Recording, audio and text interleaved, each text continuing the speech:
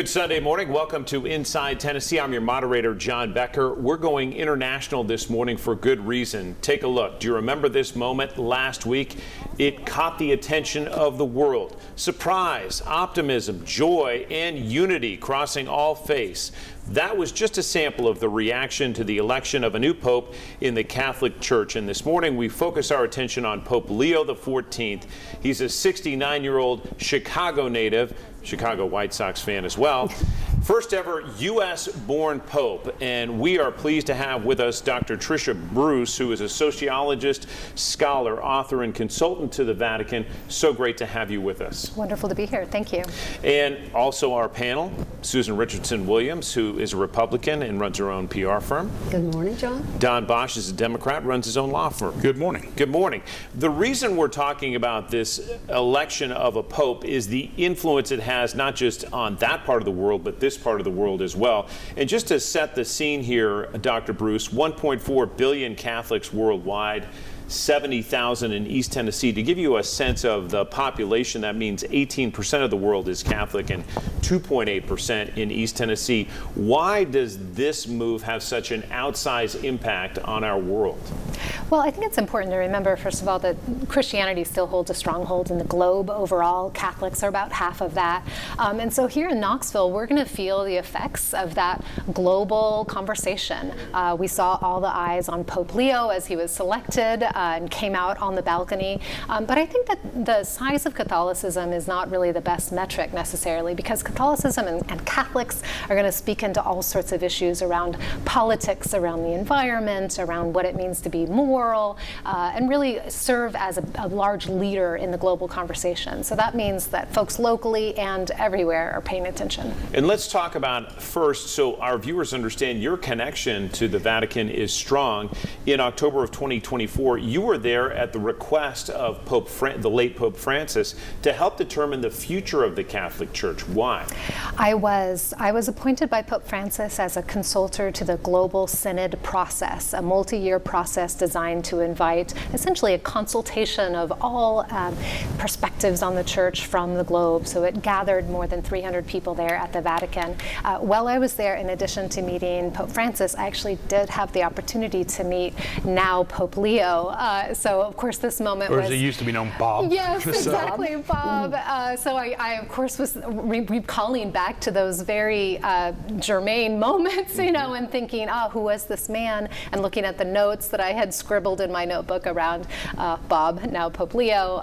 But yes, a very special moment. And for me, my role is as a social scientist, so trying to bring social science perspectives to bear on some of these broader conversations around where the Church is, where the Church is going.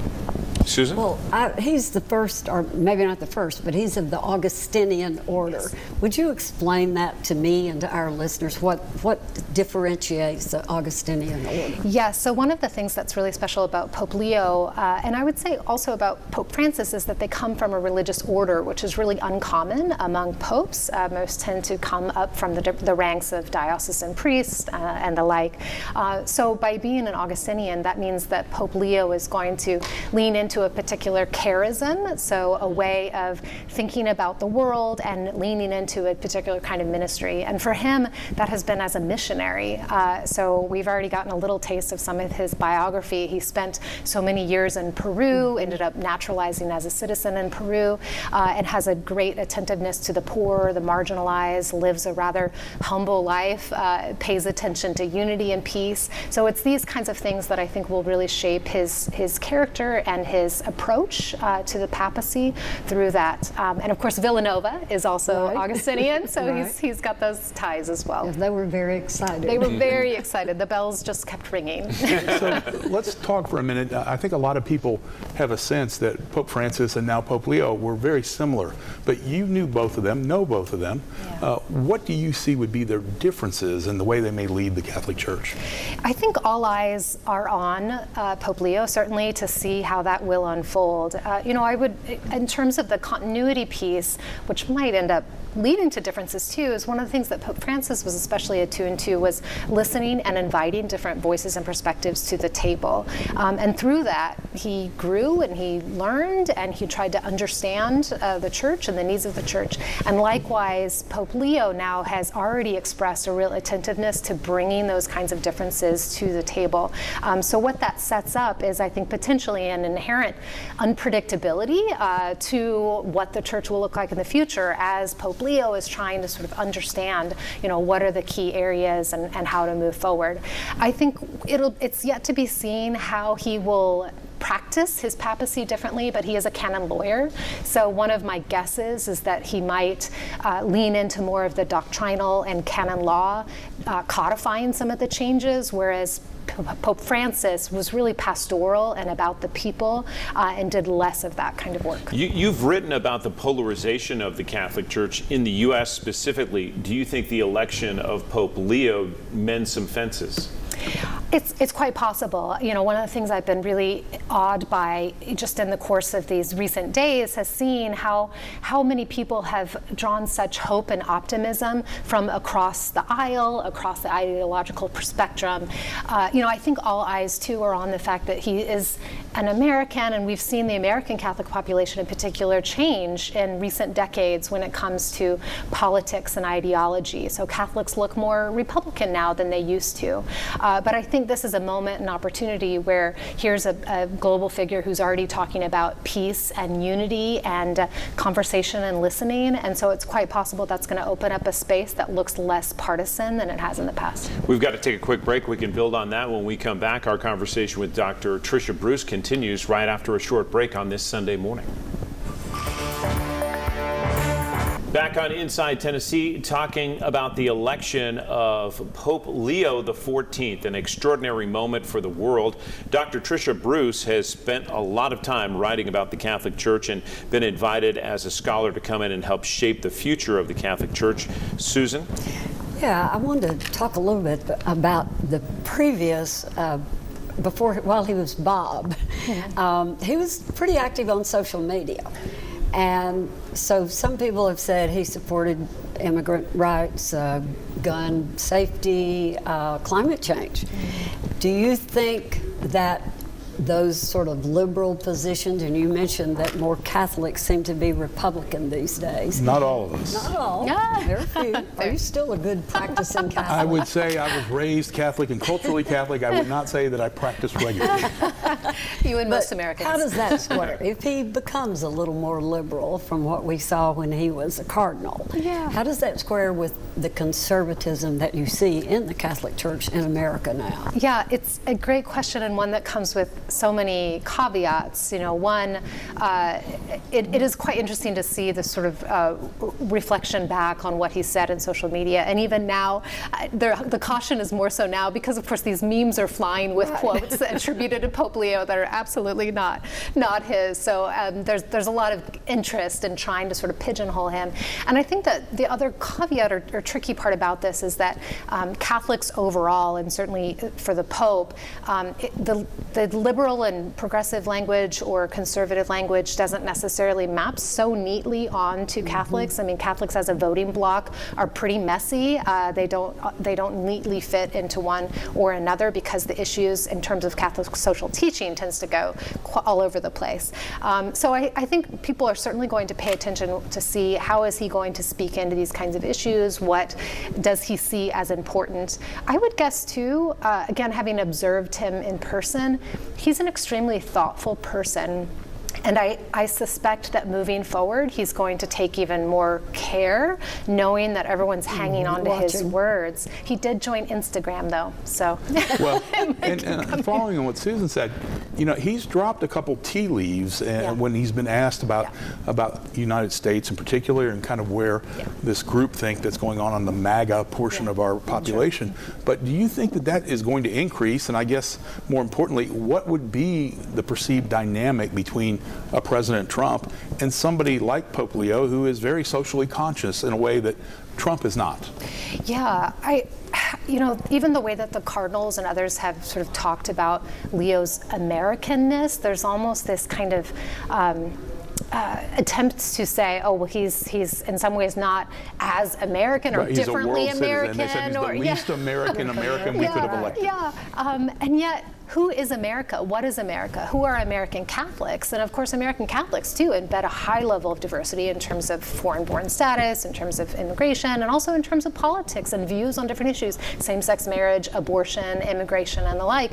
And so, to hold all of that, I think is in many ways an unfair expectation, but it is absolutely true that American Catholics, especially, who see a president, not only a president, but a vice president, who is Catholic, who is a convert to Catholicism, representing a particular iteration of the church, they're probably going to see that as a bit of a contrast to some of what they're beginning to hear, and maybe ask, what comes next? Is there another path, and is it just a black and white one? You mentioned that this was a surprise to you as a watcher. We heard so much of that in reaction to this election, and it was fast, relatively quickly, in the selection of a pope in the 2,000 years it's been done, and more than 250 selected.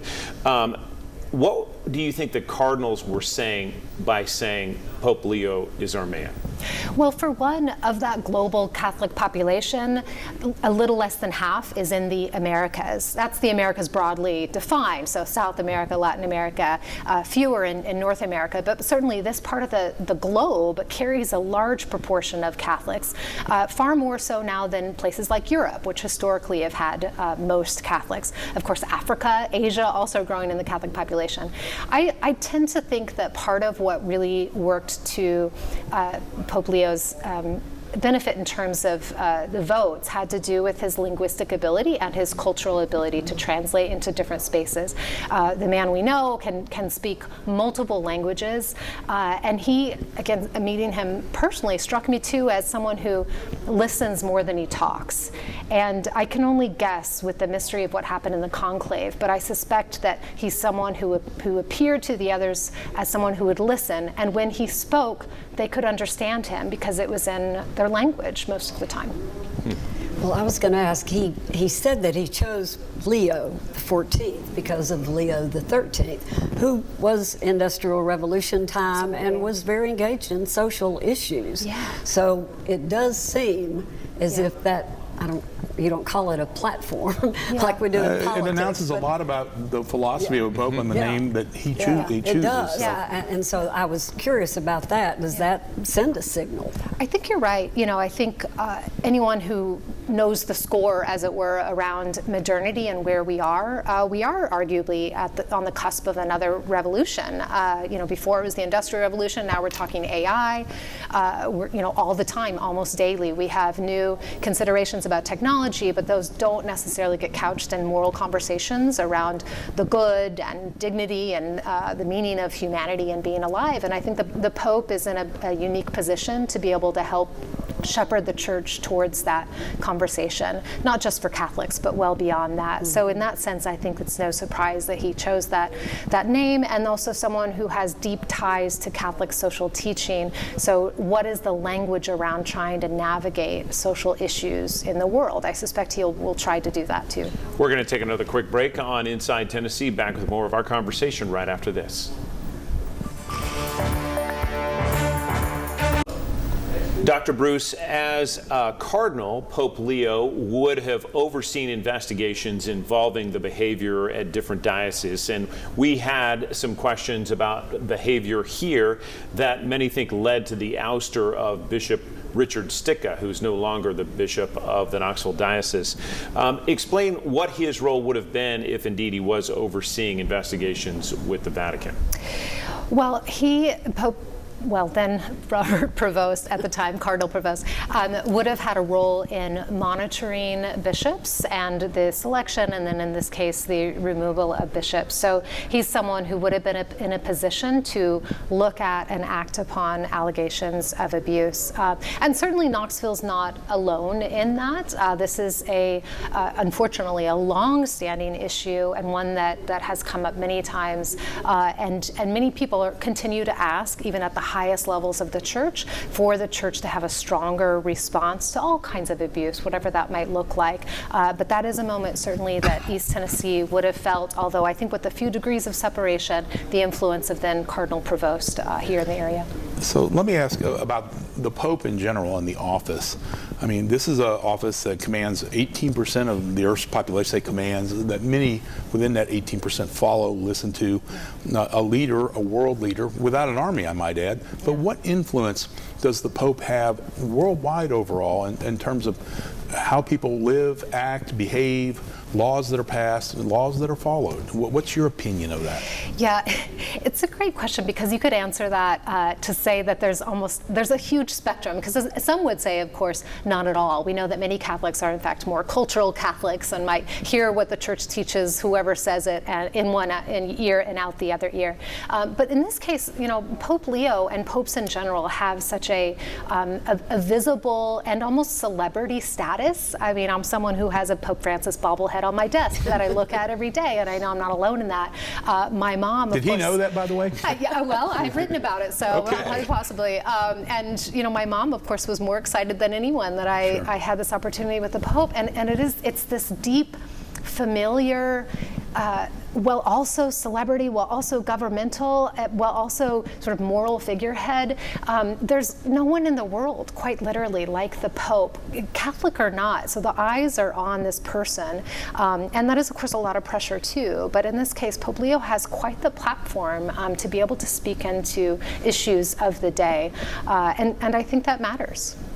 Don mentioned a while ago, he was the least American of the other American cardinals. What does that mean? He has a Creole legacy in his family. I saw a piece the other night that looked at his genealogy and goes back to Creole from Louisiana, and I was just curious, what does it actually mean that he was the least American?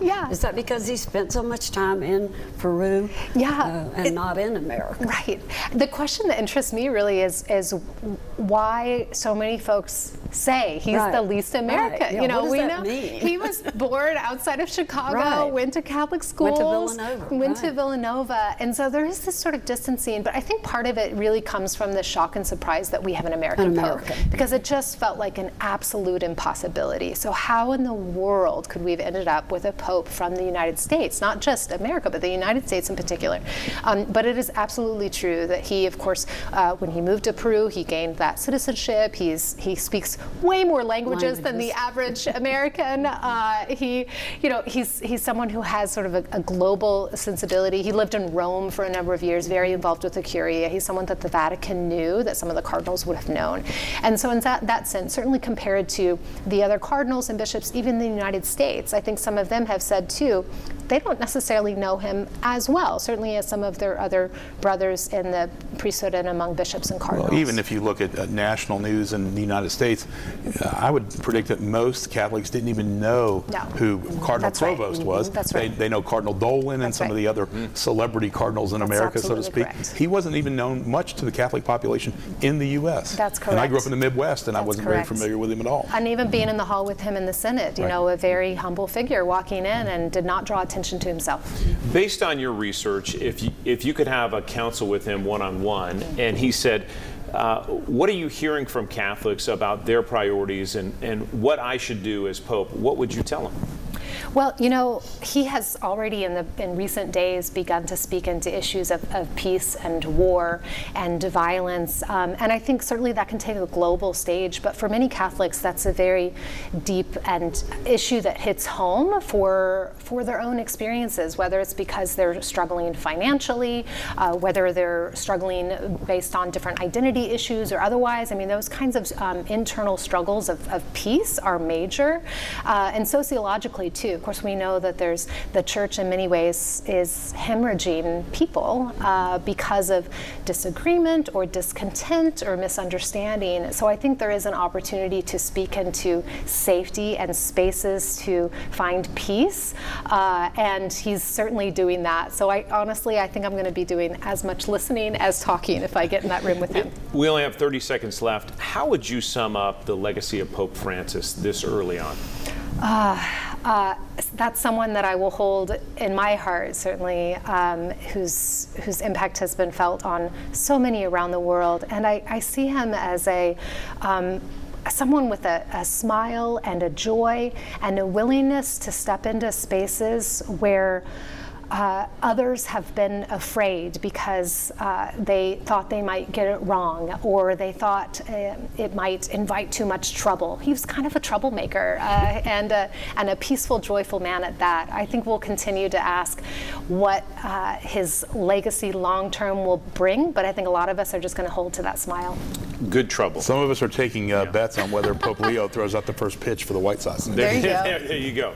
Dr. Bruce, always great to see you. Thank you for your perspective this morning. Thank you so much. Appreciate it. We'll be back with our talk around right after this. Back on Inside Tennessee for a segment we call What's the Gossip in honor of former panelist Dennis Francis. What did you make of our conversation about Pope Leo? Well, very interesting. I think those of us that follow, that watch the Vatican and interested in Catholic politics, I'm interested to see how much different, if at all, Leo will be from Francis. So will be some minor differences. The other thing I'm interested in, it's pretty clear that there's going to be some disagreements with this current White House and administration and the Vatican, and how hostile and hot does it get?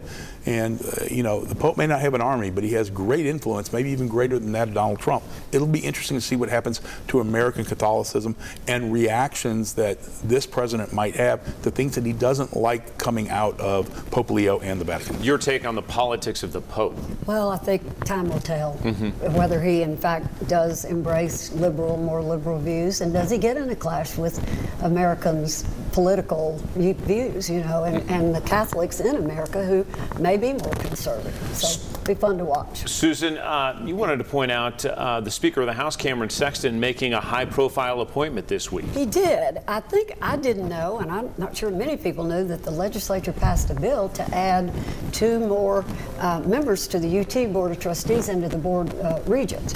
And what was interesting, the governor has always had all those appointments. Now the speakers, Lieutenant Governor and Speaker Sexton, have appointments. They will get 1 each this year. And this week, Speaker Sexton, who we call the most powerful politician in Tennessee. One out of 3 on this panel, he got a great appointment. He's appointed former Governor Bill Haslam to the UT board. Bill didn't go to University of Tennessee, but of course they've been very involved, and he was chairman of the Board of Trustees when he was governor. So I think it's a terrific appointment. I applaud Cameron Sexton for making that appointment.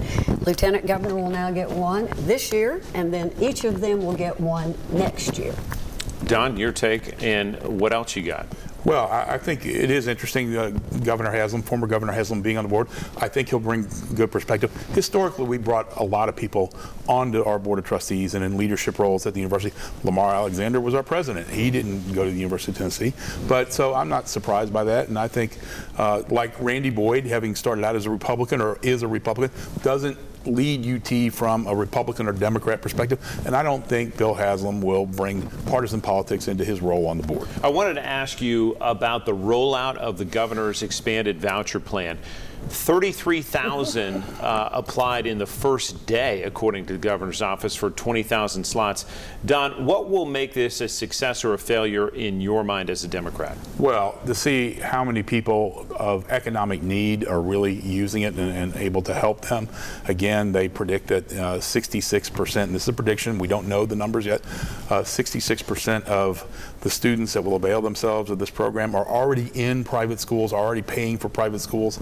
So I'm not sure how this might help lower income, hardworking families. The other thing is, I'm still very concerned about, particularly in rural communities, the schools that these children may be going to. They may be pop-ups. There are going to be a lot of problems. There's not much oversight yet. It's going to be kind of messy and bumpy for a while. Don, Susan, appreciate the perspective, and we'll see you right back here next week on Inside Tennessee. Have a great rest of your Sunday.